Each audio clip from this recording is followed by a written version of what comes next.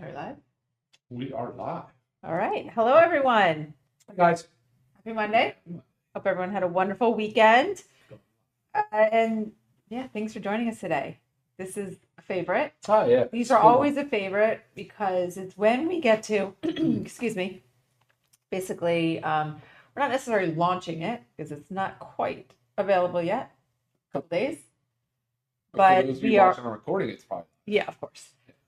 But we are launching our new bone support OsteoComplete. And I know for those of you that have been with us for a while, following us along, you know that we have been working on this for a very long time. Yes. So I appreciate your patience. An absolute ton of research went into this. Sure. It's a very important supplement. It's a tough supplement. It's a really tough one to formulate. For sure, that was a lot of the delay. And then once you think you know what you want, then you try to source. You're like, okay, nobody can source exactly. But so it took some time. Yeah. Finally got what we wanted, though. Labor of love. Yeah, no doubt. So let's talk about, actually, first of all, if you don't subscribe to our channel, make sure you do that. So first, real quick, go subscribe, like, comment, questions. We love it all. Helps us, help you. Team approach. Totally. But before we go into this amazing product, let's talk about bones. Yeah, and think about, like, a lot of times we think about strong bones, just about aging, right? We need to prevent these strong bones as we age, but it's not just about really, I mean, yes, that happens, but it's not just about avoiding fractures as we age. Our bones are our foundation of like lifelong vitality, our freedom, right? Because we move because of our healthy bones. You know, it's our body's support system. Yeah, I mean, 100%. So when you think about it, like if we're not protecting our bones, like we're leaving our health at risk. And I know, again, I just brought up aging, but I want you to think about this too. It's not just for the seniors or those that have been diagnosed with osteoporosis, osteopenia. It's definitely for them. 100%, but it's not just for them because peak bone mass is built in our 20s and 30s, right? We don't realize that. You kind of think it happens later on, but peak bone mass, 20s and 30s. So after the age of 30, our bone density begins to decline. Totally.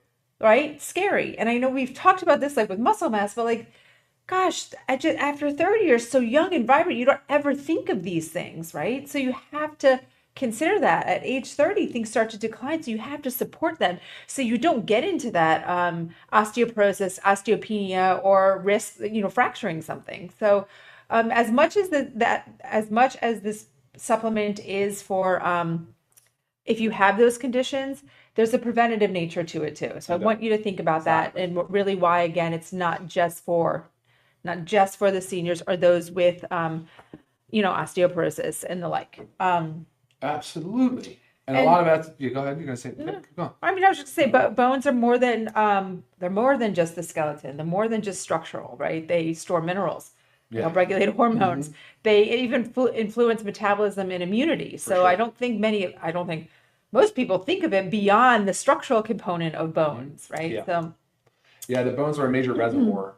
When the body needs it, when the blood needs it, other areas of the body need it, it will resorb bone and break down bone to free up some of these important vitamins and minerals. Right. Yeah. But go back to the age thing, like 10 to 18 years of age is a major bone growth stage, right? Major. So these kids that are just eating awful foods, they're not hitting their full genetic potential, right? Like genetics, I think, play a role, like they're basically up to like 80%. But really, lifestyle, nutrition is what would get you to max out, basically to take full advantage of what your genetics are offering you as far as bone building, right? So 10 to 18 is I'm not saying that's who we made the supplement for, but I am telling you that if you have any children in that age bracket, absolutely focus on nutrition with them and the importance of getting calcium and healthy bone minerals. For sure. Okay, let's talk about some problems that lead us down to this weak bone situation. So first, some stats. 1 in 2 women and 1 in 4 men over 50 will suffer an osteoporosis-related fracture. Okay, so age and gender. Right. So obviously females, yes. Right. As you age, and that typically has to do with postmenopausal hormones. They really affect our bones, especially that estrogen. For sure. Also, what affects it, though, is you were leading to this sometimes with kids, but nutrient deficiencies, inflammation, poor diet, stress. Stress accelerates bone loss, right? So again, this is a whole lifestyle approach here. with being able to prevent this negative stuff from happening. And there's the standard calcium supplements on the market. There's many, many, many, and it actually can be a very confusing market. Very confusing. So many different forms, Very and you're told you need calcium, but it's one of the areas where the FDA allows you to make a qualified health claim. So 500 milligrams or higher of calcium equivalent elemental, you'll get improves bone density, increases bone density. Right. And so I didn't know that. So. A lot of companies just throw really a lot of junk up against the wall. I mean, a lot. Right.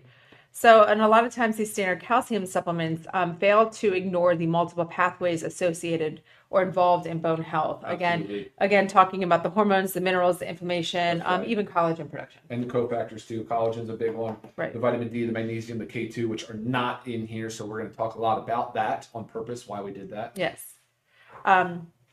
Yeah. So, do you want to get into it? Yeah, I need notes. I had so many notes. I was going back to all my notes that I was making too, but I'm glad you covered the stats because I think that's important. But what you understand is that a fall risk is so critical for our elderly population. If you have frailty or fragile bones and you fracture a bone, and you're an elderly, and your probabilities, your survival rate goes way down. I hate to say it. The prognosis is really poor. Yeah, it's very poor. It's not good. Right, and you see it all the time in your loved ones, guys, and maybe it ends up being because they're less mobile. So the things that go along with decreased mobility. Now mind you, my mother-in-law is doing amazing, but she did fracture her. Yeah, she fractured her femur, and she can't do the activity that she used to, and it's. What's crazy is she had severe. So we're gonna talk to her one day. But she had severe osteoporosis based on her DEXA scan. Yeah, the DEXA is really the gold standard, the easiest way. But it's an X-ray basically. You get a scan, tells you your score. She was severely osteoporotic. We changed a ton of her lifestyle habits after my father passed away because he was actually the influence on her that caused her to have that lifestyle. But she now had come around full circle, no longer osteoporotic. But she's been using all the ingredients that are in this product now for months, and it is unbelievable. She's not even osteoporotic anymore. She's mobile, she's agile, and it's a lot of fun to watch her. Now, obviously, the bone fracture was a setback. Right. She was loving to play pickleball that. She has to swipe that off the table now. But the prognosis is improved because of all the focus on nutrition and low exercise and of course supplementation. Yeah, 100%. Okay, so let's talk about the ingredients, and I have it broken down here, if you want to do it differently though, into 3 kind of different categories, like your structural support, your metabolic and hormone support, and your antioxidant mineral support, because there's a lot of ingredients in here. So I feel like they need to kind of be broken down into little subcategories. Yeah, and unfortunately for y'all at home or watching, if you're live today, you can't see the supplement facts panel because we don't have it on the website yet. So I was going to run down just the way it is listed on there, but if you're watching on recording, pull up the supplement facts panel on the website and we go down together. So however you want to do it's fine. All right. Well, let's talk about the categories, you guys, so we're not flip-flopping back and forth because, the ones in the categories have similar benefits. But let's just first, main player here, let's talk about our calcium. Okay. Yeah. So we're in the structural support, the building block area right now. So what form of calcium did you work so hard to get? This was a major player in the delay, because it was hard to. 100%. I made a couple of notes here on the pearls of calcium because there's a key structural component of bone. We all kind of know that, assume that. Bone holds like 99% of our calcium. Not a lot of it's in our blood or our serum. So when you hear me talk about serum, I'm just talking about blood.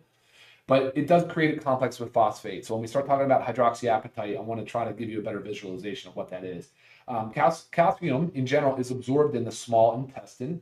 And it's regulated greatly by vitamin D. There's a passive diffusion and there's an active diffusion in the small intestine. So vitamin D aids that. So you really do need vitamin D to drive your calcium utilization. So that's important. We talk about that a lot. Calcium's not just bone, right? It's involved in muscle nerve function too. Mm-hmm. It's involved in a lot of different functions. And inadequate intake, like I talked about earlier, briefly mentioned, if you don't get enough calcium, it will break down your bone. Like if your serum levels are low, it'll say, oh crap, I need the calcium for other things, break down the bone. That's your little osteoclast. The osteoclast will take it away, right? They'll chew the bone, right? Whereas the osteoblasts build the bone. But they will resorb the bone and they will free up the calcium. And that's unfortunate because dietarily, we're not getting the recommended amounts of calcium on our daily basis. We're just not. I mean, we fortify our foods, but again, it kind of falls into that junk food category, cereals, low-grade dairy products, things like that. So You got to be really careful. There is calcium in foods, though. I mean, you can get it from dairy and some different food sources. Right. But then also be careful, and I'll mention this again later, but also be careful about the anti-nutrients in some of the foods, because like the oxalates and the phytates can chelate and bind and prevent the absorption of calcium. There are a lot of different forms of calcium on the market. Predominantly, it's carbonate. Carbonate's not bad. It has a pretty high percentage of elemental calcium. The citrate is another one that's on the market, depending on your stomach acid, basically, like how are people being treated for stomach acid issues. But what is even better is the Albion. So that is a branded company that has a patented calcium form, which we chose here. It's a dicalcium, so it's 2 calcium. And it is a malate salt. So it's dicalcium malate, has far better bioavailability, better absorption, and well tolerated, has less gas production, so it won't interact so much in the stomach. It does need an acidic pH, like as most calciums do, whereas citrate might be the exception. But the dicalcium malate, by far, the best form of calcium on the market. Now, we went with 500 milligrams. Most dietary guidelines are 8,000 milligrams of calcium a day. And that's typically between like 18 and 50 years of age, or 70 if you're a man. But over 50 years of age in a woman, over 70 in a man, you're typically going up to like 1,200 milligrams a day. Again, we would love for you to get it all from dietary sources. It's just not happening. It is actually a pretty well established. It's pretty well established that we're just not getting enough calcium. So when it comes to supplementation, you got to be careful and make sure you choose the right supplement. And that this so far is awesome. So, and then you have the calcium contributor of hydroxyapatite. So let me just tell you briefly, I'm going to read just a couple of quick notes I made on hydroxyapatite, just because it's a little bit hard, I think, for people to kind of understand it. It's mostly, most of your bone is hydroxyapatite. 65 to 70% of your bone mass is hydroxyapatite. And that's why it's also like in toothpaste and all that. We were just it is, yeah, absolutely, it is. It's more readily utilized by the body. It's a more natural form. So hopefully that would help with it too as well. But the hydroxyapatite is like a matrix, and that's when we start talking about the collagen. You'll see how that matrix comes together, because the calcium looks for phosphate and creates this bone matrix, and hydroxyapatite is basically that. So it's a great source of calcium. It's not easy to source. The way we got it was absolutely the best form of hydroxyapatite for a bone supplement. So we're very happy about that. And so that's calcium. Okay, and you just mentioned quickly, so we'll just go straight there, the eggshell membrane collagen powder. Yeah, eggshell membrane, unique amino acid sequence. That's the biggest contributor of collagens. Collagens are made of the building blocks of protein. I mean, it is the most predominant structural protein in bone, right? Collagen. Eggshell, again, has a decent sequence of amino acids closely related to the bone. So it's a very healthy, it's a good source of amino acids for bone. Specific to bone. Okay. For bone. Because I know, a lot of times people look at It's mostly type collagen as 1. kind of just like a universal thing. It's just collagen, but again, so many different types and reasons for them, right? So it's also high in chondroitin and hyaluronic acid. I left that part out. Forgot about that. So it supports osteoblast, which is the building, improves calcium uptake, and then has is this the collagen or the collagen? Okay. And it has high in chondroitin and hyaluronic acid. Okay. Yeah. Awesome. Some of these I may be butchering the name, how to say them, but the strontium. Strontium, yeah, strontium is cool. Maybe probably most people. Did you hear strontium before we had this? I guess me? Yeah. No. It has a very high affinity for bone. It's structurally and physically very similar to calcium, and it's very prevalent in bone structure. So strontium it's a naturally occurring mineral. So that's really important for bone. Awesome. Glucosamine. We've heard about that for joint support. Sure. Everybody, like I just mentioned, the hyaluronic acid and the chondroitin. Definitely good for joint health because it's concentrated there. But glucosamine sulfate promotes the osteoblast. Remember the osteoblast, the building activity and the bone remineralization. Because that's what it's all about. It's rebuilding of bone, restructuring bone. Bone breaks down, bone builds back. That's a normal process all the time. Right. Okay. Awesome. Bamboo extract. Bamboo's cool, high in silica, good for bone structure. Definitely a one of those things that most people aren't aware of that can be very, very essential for bone health and also improves collagen production. Right. I was going to say I had on the essential for the collagen, cross-linking, and bone flexibility. So Yeah. cool stuff. Okay, so those are our major structural support ingredients. Yeah. And then there's also metabolic and hormone support, that you want to call them like the regulators, right? Yes. Your B vitamins, your methylated B vitamins Absolutely. in there. Why are they in there though? For the Healthy bone homocysteine metabolism. Yeah. And prevention of homocysteine buildup. Yeah. Predominantly, I think for homocysteine, managing homocysteine, which is a risk factor for fractures. Oh yeah. So if you have high homocysteine, which is typical on blood work, to get it checked, but it's a buildup. It has a high risk fractures. And betaine, another thing, we have betaine in there also does that. Betaine does this. It helps manage homocysteine. Yes, that's on that's in. Yeah. Yep. So we have the methylated B vitamins, the betaine, like you just said, supports methylation, indirectly aiding bone health. The genistein, am I saying that right? Oh yeah. So it has hormone balancing effects. It also helps with IGF-1. So you were just talking about hormone levels. Yeah. The correlation between changing hormone levels lines up perfectly with your late 30s. But right, it can help balance your estrogen and therefore promote bone remineralization because as you know, if your estrogen level declines significantly, you're more subject to it. Sure. And that's what happens too, like perimenopause and menopause. That's why you have like the dramatic change in your bone health. It's because of basically your drop. Yeah. Lack thereof estrogen. Growth hormone, IGF-1. So the genistein can also help with IGF-1 levels, insulin-like growth factors. So it has a lot to do with your anabolic properties and your growth factors. Awesome. Okay, and then I go on to antioxidant mineral support, which we can think about the protectors. So we have the building blocks, the regulators, the protectors. Rosehip powder. Rosehips are high in vitamin C. So when we talked about launching our collagen before, collagen absolutely production needs vitamin C. Mm-hmm. It has to have it.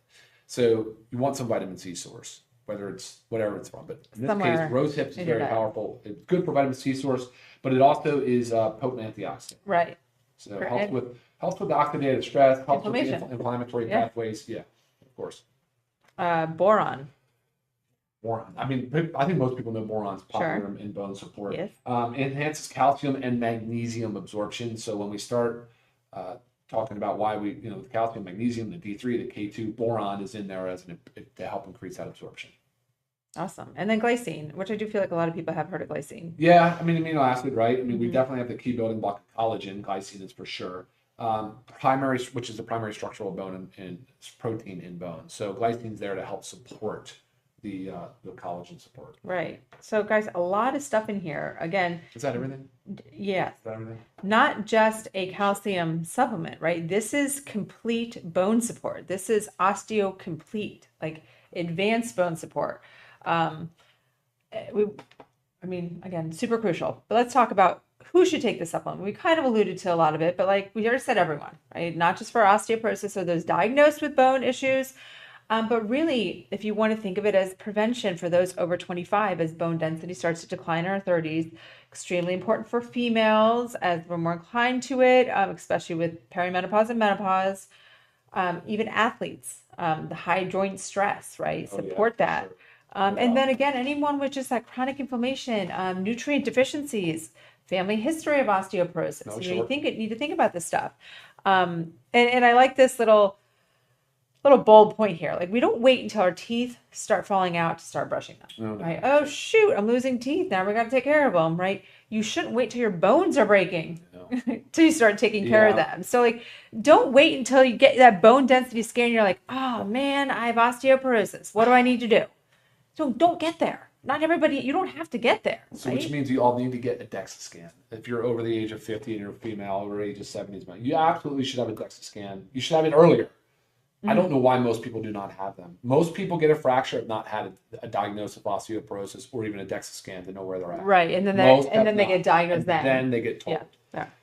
Trust me, you want to know this information because it's a reversible goal. You can say, okay, at this Z-score, I want to get it to here, and I want to improve my bone density. Yeah. You can do it. I got proof. My mom's proof of it. It's unbelievable. Not a bad idea if you're listening to this right now live, or even those listening to the recording. Before you get a scan. See where you're at. See how you need to improve. Yeah. Yeah. then take, Yeah. right? Now it is an X-ray, so there is some radiation, but not much. Not much. And the benefits far outweigh the risks. Right. Seriously. And again, it's important to know. It's important to know, but regardless, like I'm so excited about this because, I need to start taking it. I need to start protecting myself as I'm entering those next phases, but also I have a lot of stress on my joints for sure through exercise, and yeah. Hey guys, keep in mind too, man, I might have jumped the gun here. I'm talking about how to get the most out of the supplement. It is 4 capsules per serving. I mean, the stuff that I just read off, it's a lot. I know it's a lot. You can split it in 2 and 2. Probably should take it with food. You can try it on an empty stomach. If it doesn't upset your stomach or cause gas production, then fine, great for you. But if it does, take it with food. Careful with the foods you take it along with, but still. And it's 4 capsules. I know it's a lot, but again, elemental calcium, it's like 30%. So you have to get 500 milligrams. You really got to have 1,500 milligrams, basically, just of that. So that's what we needed to do. That's the only way we could get this high quality supplement made. I always get a little bit like worried about people that have to take that many capsules and stuff because there's something associated with it. But trust me, But guys, again, it's just swallowing capsules. Yes, exactly. You can do it. It's worth it. You can do it. You can do it. Yeah, I mean, I think honestly, personally, for me, I'm probably going to try to take all 4 at once after lunch because I take the bulk of my other supplements that I need to take with food after breakfast. So that allows me to now separate the supplements. So just an example, if that works, hopefully that'll work for me. Yeah, we'll report back. And then also, because I feel like we just talked all about it. And when we launch, guys, the price will be on the website. Can you talk about now why we don't have the vitamin D and the magnesium? Yeah, of course. Because I know it's going to be a pressing question. And just as we get the question of, how come we don't have calcium in our multivitamin? Yeah, 100%. Absolutely. You don't want calcium in a multi. Trust me, you do not. You don't. And you really, if it's in there, I guess you want to make sure it's the right form. You want to be able to ensure that you can hit the right dosing. But again, timing matters. You guys want to have control over when you take these vitamins and minerals. If you're truly trying to improve your numbers and hit goals, you need to be able to have control over it. You can't just have this all-in-one with a little bit of this, a little bit of that. And sometimes these things will chelate and bind together and even compete for absorption. So it's not good that way. D3 was an easy no-brainer to carve it out and make it separate. It should be dosed at a certain time of day, typically first meal of the day. It should be with K2. And remember, it does improve the utilization of calcium. So if you're on a calcium product, you absolutely need to be taking a vitamin D product. But D3 also, you want to control the dosing. The 2,000 units of vitamin D3 should yield a blood level of 30 to 50 nanograms per ml, whatever. The K2 in there, a certain amount of K2, and then you can titrate up and down based on your blood work. And if you're not getting your blood work, maybe you just find a happy somewhere on the vitamin D dose. But D, in my opinion, really should never be part of a multivitamin. Magnesium should never be part of a multivitamin because it also can chelate and can bind to other minerals and compete for absorption. So it's a difficulty. And I also love the timing of magnesium. I think you should be able to take a magnesium capsule if you're in a high stress work environment, high stress environment. Then you should be able to take your magnesium right before bed if you want to help it improve sleep and have a better bowel function in the morning. I mean, you want to control these things and the amount of magnesium. You need to have a certain amount of magnesium. And you can't get it all in. You can't get it all in. Again, magnesium, you're talking about elemental. It's about the same. It's about 30% elemental. So you have to have like 12 to 1,300 milligrams. That's why you'll see 2 big capsules for our magnesium to hit the 420 milligrams of elemental. So let's imagine that. Let's imagine 4 capsules here, 2 capsules magnesium, 2 capsules are smaller on the vitamin D3, and then all jammed into a multi along with all the other stuff. It doesn't work.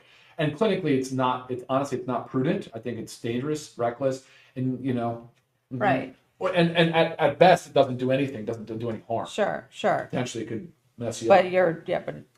I feel like so many people flock to that theory, all in one, or look at all this. All I have to do is take these 2 pills, and I'm good for the day. Like it doesn't work that way, and you're probably wasting your time. Well, you're wasting your time, your money, and the benefits are not there. You're not maybe getting at best you're wasting your money. At worst, you're causing yourself some harm. Sure.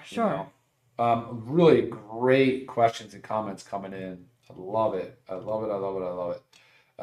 Have we answered? No, well, yes, of course, some. So let me cruise down through the field. So You want to keep talking Yeah, about sure. what And again, I know we don't have the pricing to tell you yet because we haven't fully launched, but Yeah. you guys know our pricing and you know it's going to be a phenomenal price, right? We want you guys to get on this. Trust me. So, hey, Ivan, question is, what types of food are not good to eat with bone support products? So I did reference phytates and oxalates. They're basically like the anti-nutrients that are in like some A lot of vegetables. vegetables. Vegetables have these plant compounds that are defense mechanisms. And so you'll find that sometimes that in like lentils, beans, some of your leafy greens, some of your leafy greens definitely have the phytates and oxalates. So that would be my word of caution. So I know they're typically healthy foods, but just be careful to recognize that some of those foods can minimize the absorption of calcium. And this is not just unique to like our product. This is across the board an issue. And that's one of the things with supplementing with calcium that's been an issue for all these years. You know, that people advise you to supplement with calcium, but it's very hard to hit your 500 milligram, 1,000 milligram per day goals. Right. With a lot of these variables. Sure. So unknown. But yeah, I mean, if you're not exactly sure, just kind of Google, hey, foods high in phytates and oxalates, and you'll see what I'm talking about. And then still, those are good foods to eat, but just not with your calcium supplement. I know this guy, hey Dan, he's Don. He says, don't you get calcium from other supplements? I don't like taking so many pills. Man, I'm telling you, that's what I just said. Right. I get it, but the answer is probably no. You don't just get them from other supplements. You get them from a calcium supplement if it had dedicated. If you see calcium in a multivitamin, I guarantee it's going to be a sprinkle, and it's going to probably be some cheap, inferior form that you would be better off not even taking. Always remember, guys, the dose and the form are so important for each of these ingredients that you are putting into your body. So important. So dig into it, right? You got to ask these questions so you can learn on really what you're supposed to be doing.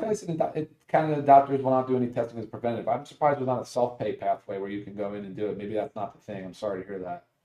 DEXA scan from Ron, never heard of it. We'll do mine. Yeah, do it. Ask for it. I'm telling you. And I think they're rather inexpensive. I mean, insurance is absolutely should cover them. Yeah, but again, don't wait until you have that possible fracture. Gosh, I hope not, but don't wait until that fracture comes for them to tell you you have osteoporosis or you have osteopenia, right? Know before what's going on. Know your numbers. I always preach that. Know your numbers. Know before what's going on so you can help tackle it. Yeah.